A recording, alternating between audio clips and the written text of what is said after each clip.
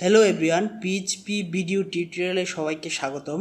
এই ভিডিওতে আমরা ডাটা টাইপ নিয়ে আলোচনা করব। তো শুরু করা যাক ডাটা টাইপ নিয়ে। ডাটা টাইপ বলতে আমরা কি বুঝি? বিভিন্ন ধরনের ভ্যালু আমরা যেগুলো ভেরিয়েবলে স্টোর করতে পারি এগুলা কি আমরা ডাটা টাইপ বলি। পিএইচপিতে বিভিন্ন ধরনের ডাটা টাইপ রয়েছে, যেমন দেখি আমরা ডব্লিউ3 স্কুলে পিএইচপি ডাটা টাইপস, এখানে দেখি আমরা কি কি ডাটা টাইপ রয়েছে। পিএইচপি ডাটা টাইপগুলোর মধ্যে রয়েছে string, integer, float, boolean, array, object, null এবং কি রিসোর্স।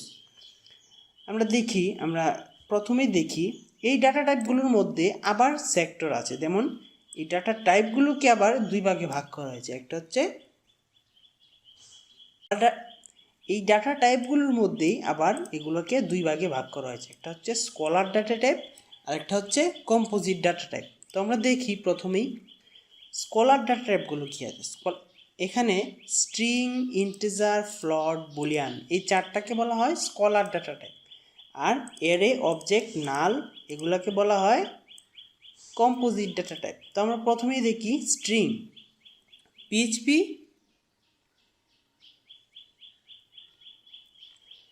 আমরা প্রথমেই দেখি ইন্টিজার ডাটা টাইপ কি। আমরা যদি একটি ভেরিয়েবলের একটি পূর্ণ সংখ্যা স্টোর করতে চাই তাহলে ইন্টিজার ইউজ করতে হয়। যেমন আমরা দেখি, আমরা জ্যামটা ওপেন করি,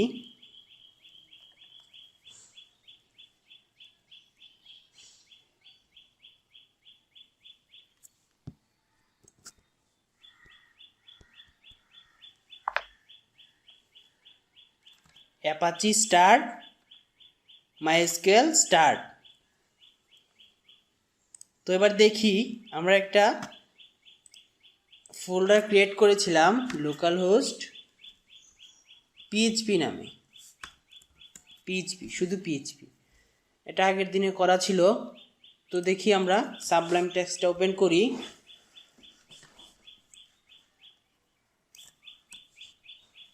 ইন্টিজার। আমরা যদি একটা ভেরিয়েবলে একটি পূর্ণ সংখ্যা স্টোর করতে চাই তাহলেই শুধু ইন্টিজার ইউজ করতে হবে। যেমন আমরা কীভাবে লিখবো, একটা ভেরিয়েবল নিলাম মাই ইন্টিজার। এই ভেরিয়েবলটাতে আমরা একটা পূর্ণ সংখ্যা 42 যদি আমরা স্টোর করতে চাই তাহলে এটা হচ্ছে ইন্টিজার ভ্যালু। তারপর দেখি তারপর কি আছে, তারপর হচ্ছে ফ্লোট। তারপরে দেখি ফ্লোট কি আছে। আমি যদি এটা সেভ করি, আমি যদি এটা ভারডাম দিয়ে দেখি, ভারডাম মাই ইন্টিজার,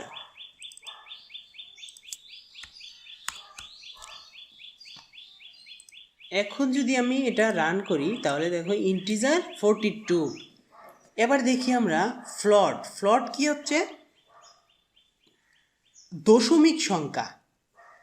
যেমন আমরা যদি 4.2 এটা একটা দশমিক সংখ্যা, আমরা যদি এই দশমিক সংখ্যা কোনো ভেরিয়েবলে স্টোর করতে চাই সেক্ষেত্রে আমাদের ফ্লোট ডাটা টাইপ ইউজ করতে হয়। ফ্লোট আমরা একটা ভেরিয়েবল নেই ফ্লোট নামে, মাই ফ্লোট। এখন যদি আমরা এই মাই ফ্লোট ভেরিয়েবলটা দেখি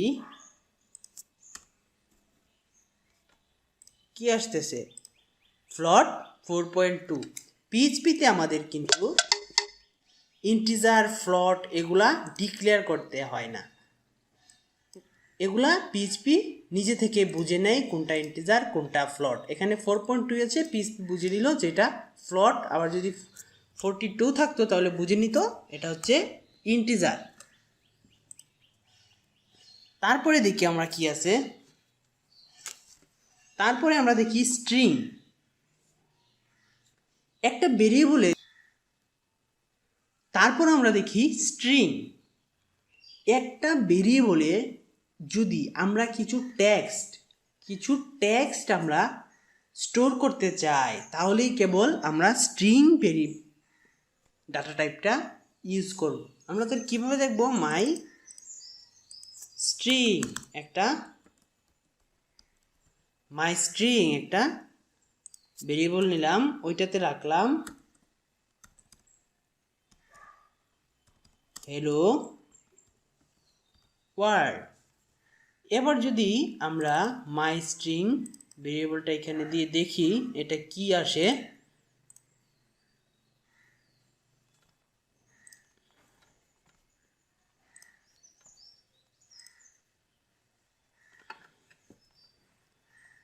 এখানে একটা এরর দেখাচ্ছে।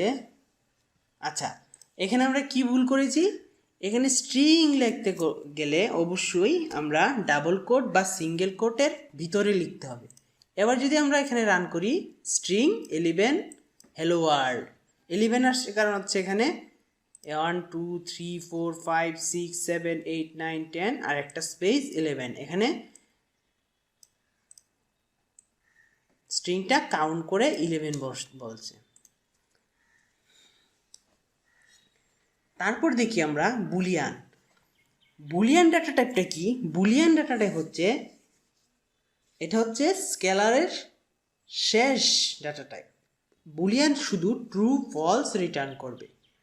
আমরা যদি দেখি এখানে বুলিয়ান শুধু true or false, true or false return করবে। আমরা যদি এখানে একটা ভেরিয়েবল নিলাম, এখানে দিলাম কি ট্রু, ট্রু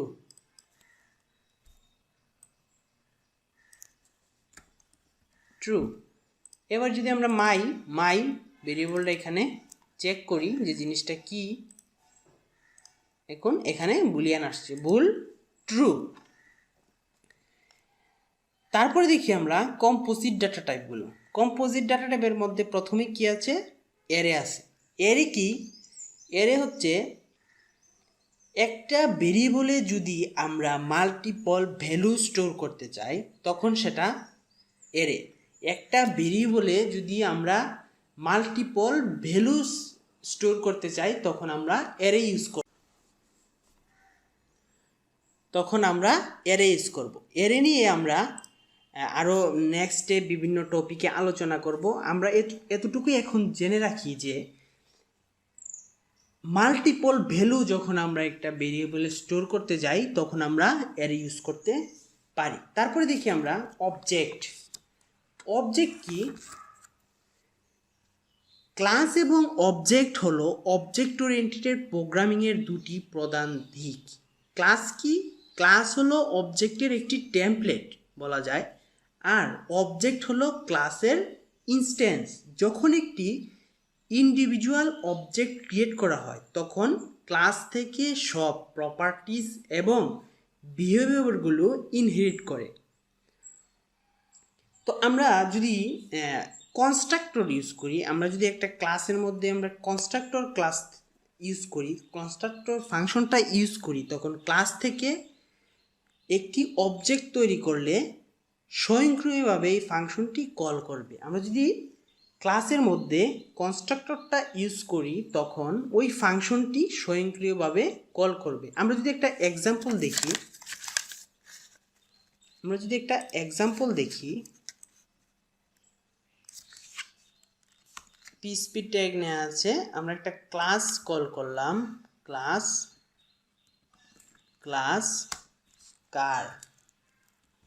কারের মধ্যে কি আছে, পাবলিক ডলার, একটা ভেরিয়েবল নিলাম কালার, পাবলিক একটা ভেরিয়েবল নিলাম মডেল,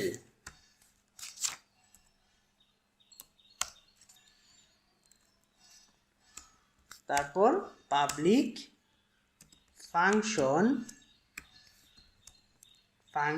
এবার যদি আমরা কনস্ট্রাক্টরটা ইউজ করি,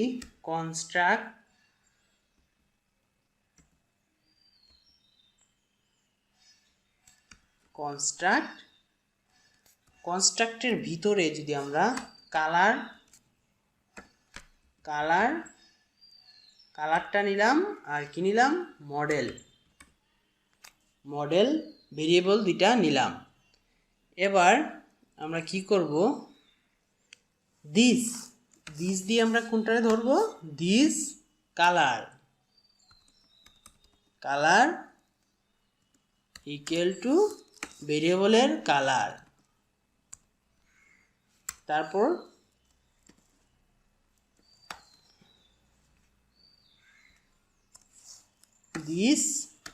দিস কিওয়ার্ড,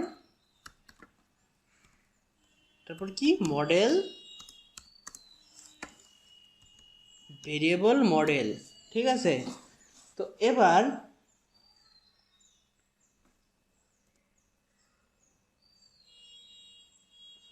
একটা ফাংশন কল করি, public function message.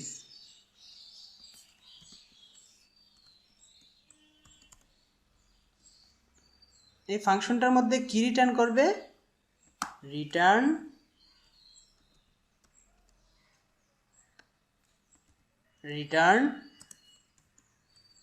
My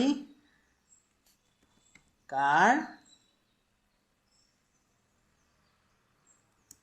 is a concat this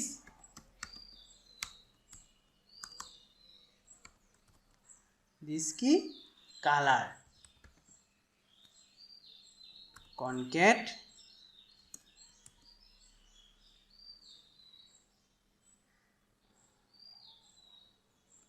space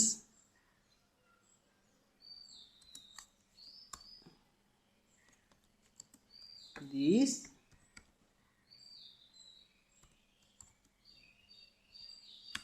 model concat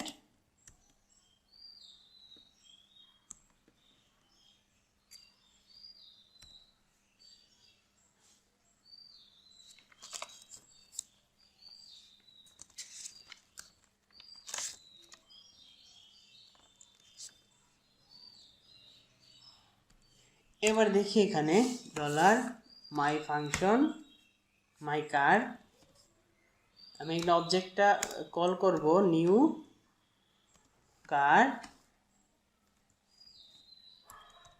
কি ব্ল্যাক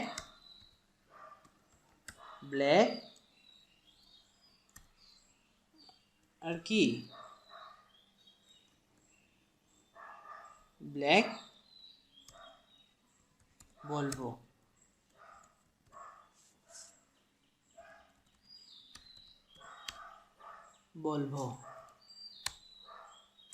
ইকো কি করব, মাই কার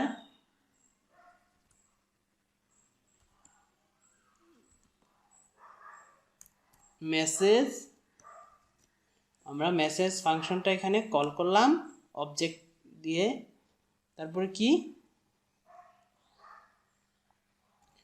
ইকো ব্রেক নেই, ব্রেক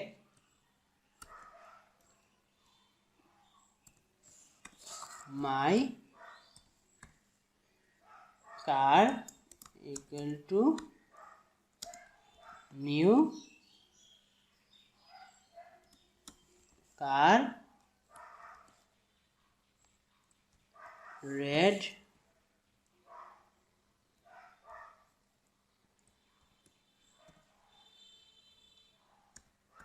টয়োটা।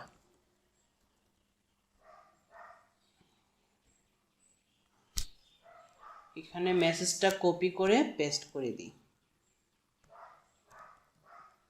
এবার দেখি আমরা আউটপুটে কি আসে। এটা সিনট্যাক্স এরর দেখাচ্ছে 13 নাম্বার লাইনে, আমরা দেখি 13। এখানে